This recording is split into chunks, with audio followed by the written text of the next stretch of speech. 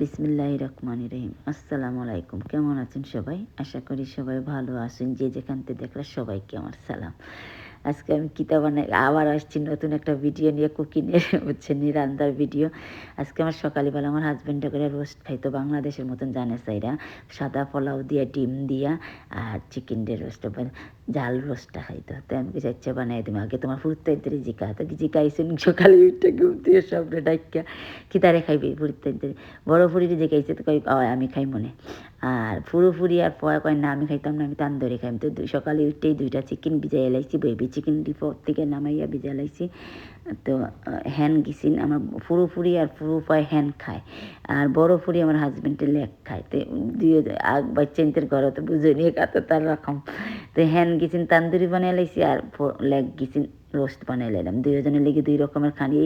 এই এক গরো জ্বালা জানি ফুরুত টাইনতে হইলে মানে সবের চয়েস মতো খানি বানান লাগে। তো তান্দুরি তারার লেগে আর তারা আমার পুরীর লেগে আমার হাজব্যান্ডের লেগে রোস্ট বানাই। আমি জাল রোস্টটা করলাম। তো আমি আর কই আপনার সাথে ভিডিওটা শেয়ার করলাম।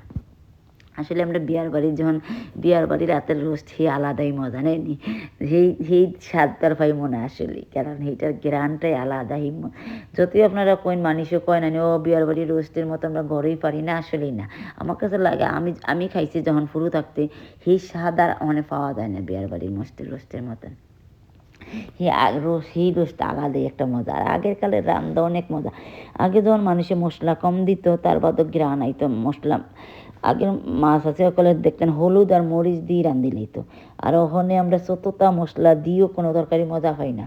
তা আমি একটু জাল রোস্টটা করবো, আমার বড় কাঁচামরিচ শেষ হয়ে গেছে, আমি মেথি পাতা দিলাম, এটা গুঁড়াটা আর লবণ দিলাম। কারণ আমার ঘরে কাঁচামরিচ শেষ হয়ে গেছে, নিচে গেছিলাম আমরা ঘরের নিচে টেস্কো, কিন্তু আজকে কাঁচামরিচ নেই। হলিডে চলতেছে না, নি বন্ধ আর পাওয়া যায় না। আমি রোস্টের মশলাটা সারিয়ে দিছি, আর পাওয়া গেছে না লিখে আমি কিছু চেলেই দিলাই। জাল রোস্টই তো খাইতো, আর কিছু হইতো না, কারণ মানে নাই আসছিল 2-3টা, এটা আমি আবার কুটি লাইছি মশলার লগে ব্লেন্ডার করে লাইছি। আর মরিচ দিলাইলাম আমি, কারণ এটা তো করলাম জাল রোস্ট বানাইলাম। আমরা একটু মানে মিঠাটা খাই না, আমার বড় ফুটতে রোস্ট মিষ্টি রোস্টটা আমিও খাই না, ভালো হয় না আমার কাছেও ভালো লাগে না, লাগে যায় বমি লাগে আমার কাছে, লিগে আমি আর খাইতে পারি না। তার একবার এই পাঁচফোড়ন দিছি আমি, আর একবার দিয়ে বয়া দিছি। পোলাও বানাই লাইছি, আমি সাদা পোলাও করে লাইছি, আর ডিম উফরে দিয়ে সাদা লাইমো। তো আমি আমার হাজব্যান্ডে খাইতে এসেছিলো ডিম দিয়া পোলাও দিয়া আর রোস্ট দিয়া। আর আমি এটা ম্যাঙ্গোর আচার দিছি, আমের আচার দিছি, পিকো একটু আম দিছি, কারণ আমার বাচ্চাতে ভালো পায় আম দিলে, আচারটা দিলে আলাদা একটা টেস্ট হয় এই রোস্টের মাঝে।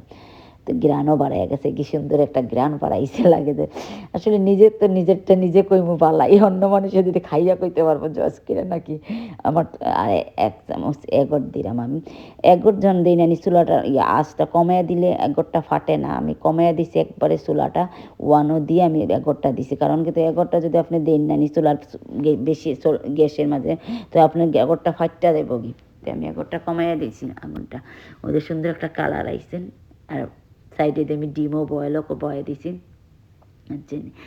হলিডে চলতেছে তখন বাচ্চাদের খানিও মানে এক দিন খানি আছে, রান্দা আছে, ডেলি রান্দা লাগে। আমিও চিকেনটা দিলাইছি, পোর্ক চিকেন বুঝছেন। আমরা বিয়ার বাড়ি জেলা বাবরচি রান্ধে হলে আলাদা একটা মজা আছে আসলে।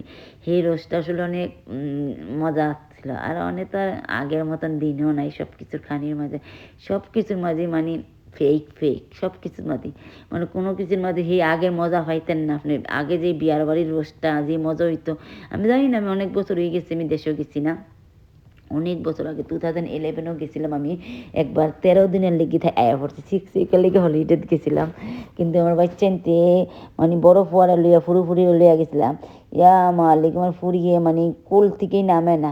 আমার ফুরিয়ে তার খালামণির কোলে উঠটা বয়া দিচ্ছে, আর ফুয়ায় তার ভাইয়ের কোলে উঠটা বয়া দিচ্ছে, তার কাতান ব্রাদারের কোলা। তো ও মানে কুল থেকে নামে না, বাদে এই ফুরিয়ে খানি সারি দিছে, মানে বাথরুমও যায় না, কিচ্ছু করে না। পরে আমি লন্ডনে আয়া পড়ছি 13 দিনের ভিতরে, আমার আর আমার হাজব্যান্ড আর যাওয়া পড়ছে না। ফুরিও বড় হয়ে গেছে, আমি একটু নাট দিলাম, ওটা দিলাম জাফ, তো এটা দিলাম একটু দিলাম, কারণ এটা লাস্টে যদি আপনি একটু দিন না, আলাদা একটা স্মেল সুন্দর মজা লাগে, জিনিসটা টেস্ট বানায়। তো আমি তুলা দিলাম আচ্ছা। আর বাদে পেঁয়াজ ভাজ্যও রাখছি, ও পেঁয়াজ উপরে দিলে মনে আমি।